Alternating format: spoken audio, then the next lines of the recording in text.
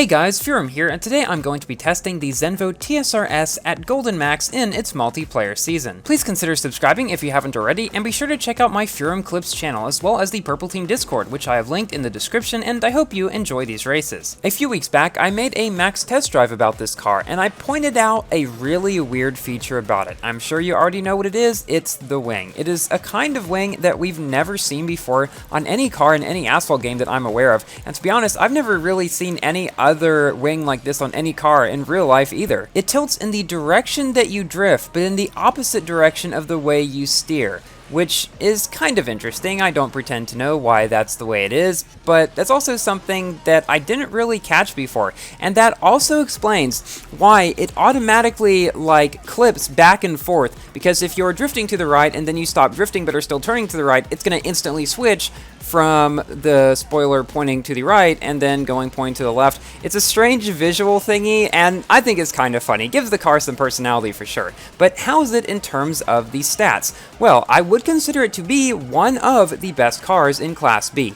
Unfortunately, it is the 6th highest ranked car in Class B, which means that sadly you cannot play in this car in the B-Class Elite events. The Volkswagen W12 already took its spot. Due to that reason, I decided not to go for this car and instead use my tokens on the F1LM, which I believe was the right decision on my part, because I did not have a good car for the B-Class Elite. But if you did have a good one, this car would have been a perfectly good car to go for, and it's the kind of car that I'm likely to go for again myself if or whenever it comes back, because it is almost like a direct upgrade to the HURACAN in many ways. Its acceleration is better, its top speed is better if you count the perfect nitro boost, taken up to 227 miles per hour. Also, its drifting is better than the HURACAN's. The only thing I would say that's really worse is the nitro efficiency, which isn't even that bad. Overall, a very powerful car, and I would consider it to be one of the best B-Class cars for multiplayer. I rated it in S tier both for events and for multiplayer on my best and worst cars in each class list,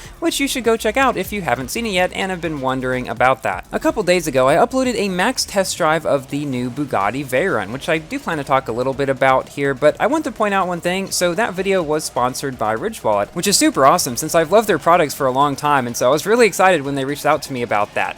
But a lot of people thought that it was my first sponsorship. It actually wasn't. My first sponsorship was the one I did for GT Manager a while back. That top-down F1 game where you control your cars is pretty neat.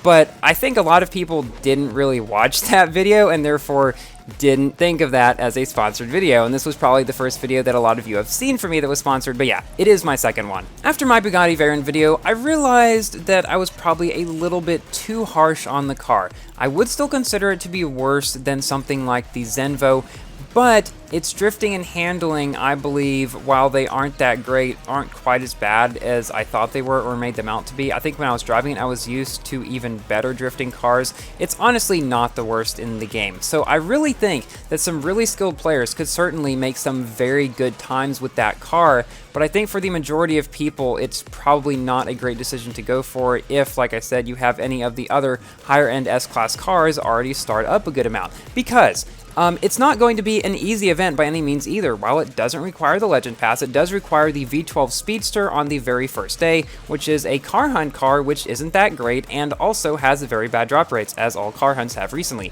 Also, it requires a maxed out Golden Maxed Apollo N to get, I've heard, which is not as big of a deal as probably a Gold Maxed NSX GT3 Evo is. Who has a Golden Max of that car? I have not heard of anybody. I'm sure there are people that do, but the point I'm making is it's not a very popular car. But by all means, if you're able to get the V12 Speedster, play through the event as much as you can. I just wouldn't really recommend trying to go super hard for the Veyron, because there are other better cars that are probably easier to get. But of course, I always recommend going as far as you can in any special event to get a good amount of free rewards, especially if you don't spend tokens on cars that are required inside the event. And so for the majority of people, and honestly for myself as well, I consider a lot of special events, if I can actually begin them, to primarily serve to increase my credit and token count, which I can then use on something that I'm more likely to actually be able to get later. Something that a lot of people have asked me about is, am I going to be going for the Hennessy Venom F5? The short answer to that is no, I am not. There's a couple of reasons for that. First of all, it requires a Legend Pass to get. And then a lot of people have told me, well, it's just $10. If you buy that, you can get the king of the game.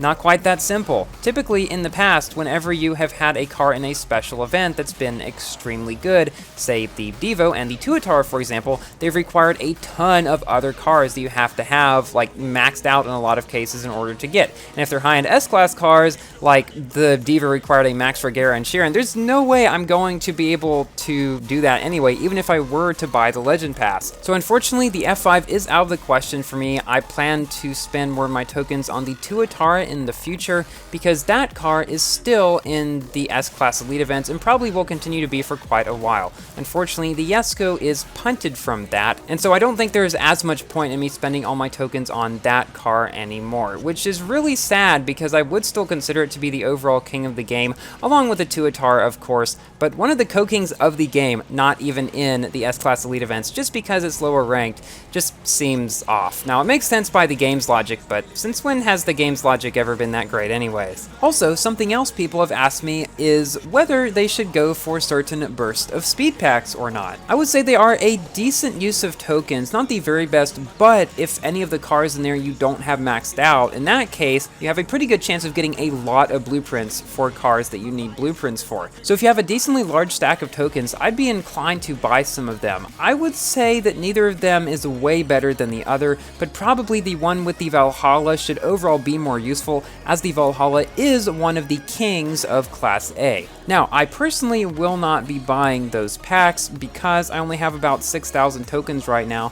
which probably will not be enough for me to start up the Valhalla, because again, I have no guarantee of getting really any blueprints for it since it's the burst of speed packs. Now, if there were just the Valhalla packs that had come out, yeah, I'd be more inclined to buy some of them and try to get my Valhalla to 5 stars, but as it stands now, I think I will continue saving my tokens. I did actually buy some of them though. I unlocked the Avia because I was super close to it. I've been for so long. I was at 40 out of 55 ever since the event first came out. I bought a couple of the ones that car's in, was able to unlock it at least, so I finally have my 103rd car after a long time. So now it's time for my general review about the Zenvo TSR-S. It's probably honestly one of the more useful cars that has come out recently, not for the V-Class Elite obviously, but for B-Class multiplayer in general. I would say it is an absolute beast. If you're able to start this car up a lot and use it in B-Class multiplayer, it'll do wonders for you. Probably even Platinum League you can do quite well. I made it all the way to Masters League in this season using only this car, against Valkyries and stuff like that. So guys, thank you all so much for watching. Please like the video if you have enjoyed, and consider subscribing for more Asphalt and other games content, and I will see you in my next video. Goodbye!